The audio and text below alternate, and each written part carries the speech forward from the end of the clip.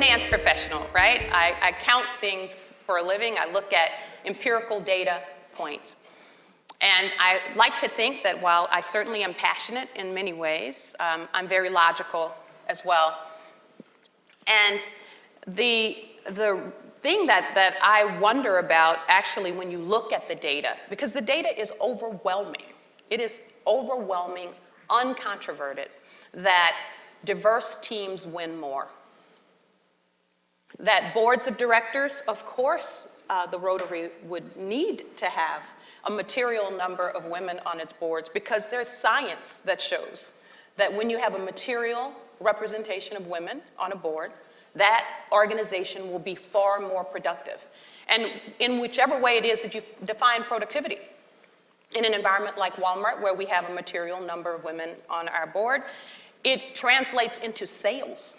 It translates into revenue. So the math definitely supports having women on your teams. So to speak to the second part of your question, I really, really like winning. Now, there are some people in the audience who know me and who know that about me. For those of you who don't, let me help you understand. I love to win. So when I put those two things together, diverse teams win, I love to win, I will have diverse teams.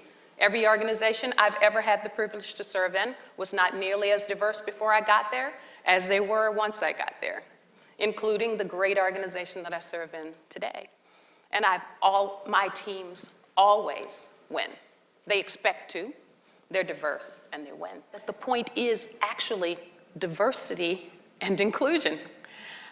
So the movement is not to have all women at tables, it's to have tables that include women. It's not to have all whites at tables, or all blacks at tables, or all anything. It's to have the richness of diversity at the tables. And then beyond what people look like around the table, the real movement is to have inclusion at the tables. So it's not just what it looks like, it's do you actually hear the voices of people who are different than you are?